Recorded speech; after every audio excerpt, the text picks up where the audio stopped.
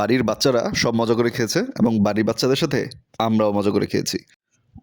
ওয়ারিতে health কেয়ারের অপোজিটে রয়েছে এই ছোলা বুটের দোকান। শুধু ছোলা বুট বিক্রি করে এমন না, ছোলা বুটের পাশাপাশি ডাবলি থাকে এবং আলু থাকে।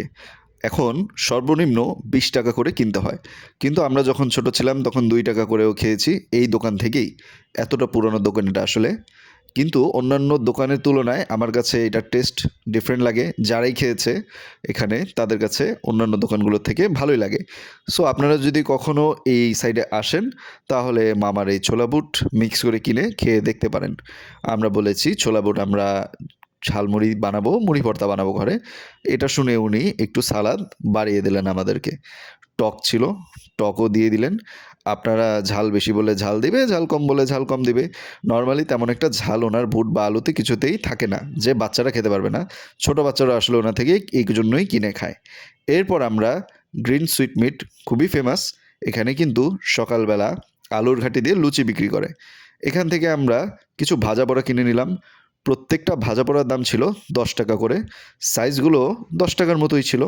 মুড়ি ভর্তায় দেওয়া যায় এমন কিছু আইটেম আমরা কিনে নিয়েছিলাম। এখানে কিন্তু সন্দেশও থাকে, গাজরের সন্দেশ। এই জায়গাটা যদি আসেন তাহলে অবশ্যই ট্রাই করবেন। ওইখানে পুরিও ভাজা হচ্ছিল গরম গরম। এটার লোকেশন হচ্ছে বিসিসি রোড, যে তাজ বেকারি আছে তার পাশেই। আরও সুন্দর করে যদি লোকেশনটা বলি, সেটা হচ্ছে বিসি রোডের স্টার হোটেলের অপোজিটে। তাহলে ঘরে আসলাম, সব জিনিসপত্র এবার বললাম রাখো এবং সুন্দর করে মুড়ি ভর্তা বানাও। তাই সেই কাজ হলো। একটু পেঁয়াজ, কাঁচামরিচ, ধনেপাতা সব কিছুর সাথে সেই মিক্স করা ছোলা বুট আর আলু আমরা নিয়ে নিলাম। লবণ, আলুর চপ, পেঁয়াজ ও বেগুনি সব কিছু ভেঙে দিয়ে দেওয়া হলো।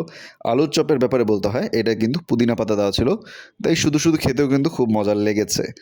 আলুর চপগুলো, পেঁয়াজগুলো, বেগুনিগুলো সব কিছু ভেঙে গুঁড়াগুড়ি করে দিয়ে দেওয়া হলো। আমি মাঝখানে ভেবেছিলাম একটু জিলাপিও মিক্স করে দেবো, পরে বাচ্চারা নাকি জিলাপি মিক্স করলে খাবে না। আপনারা কি জিলাপি মিক্স করে মুড়ি ভর্তা খান কি না সেটা কমেন্টে জানাবেন। মুড়ি দিয়ে দেওয়া হলো, ভালো করে মুড়ি মিক্স করা হচ্ছে। বাসার সকলে, এটা কিন্তু একটা হেলদি নাস্তা বলতে পারেন তুলনামূলক। শুধু শুধু ভাজা পোড়া খাওয়ার চেয়ে মুড়ি ভর্তা যদি ঘরে বানানো হয় তাহলে সকলে মিলে আরাম করে খাওয়া যায়। বেড়ে দেওয়া হলো সবার জন্য।